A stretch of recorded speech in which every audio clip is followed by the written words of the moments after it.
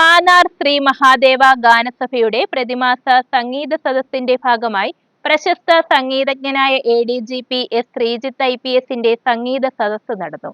ചടങ്ങിൽ ശ്രീ മഹാദേവ ഗാനസഭ കലാവൈഭവശ്രീ പുരസ്കാരം അദ്ദേഹത്തിന് നൽകി ആദരിച്ചു.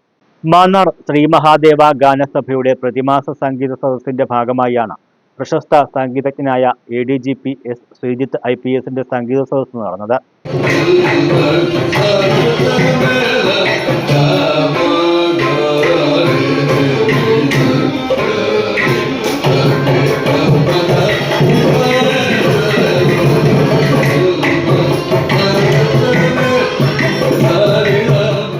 ചടങ്ങിൽ ADGP S. ശ്രീജിത്തിന് folklore academy chairman OS Unnikrishnan Mannar Sree Mahadeva Ganasabha Kalavaibhavashree പുരസ്കാരം സമ്മാനിച്ചു.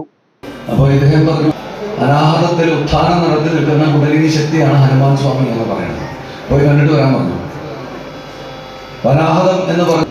ഹനുമാൻ പറഞ്ഞു, എനിക്ക് അതിന് സമയമില്ല. കാരണം വെച്ചാൽ 24 മണിക്കൂർ രാമനാമം ജപിക്കുന്ന തിരക്കിലാണ് ഞാൻ. അതിനെ ബുദ്ധിമുട്ടിക്കണമെന്ന് പറഞ്ഞു.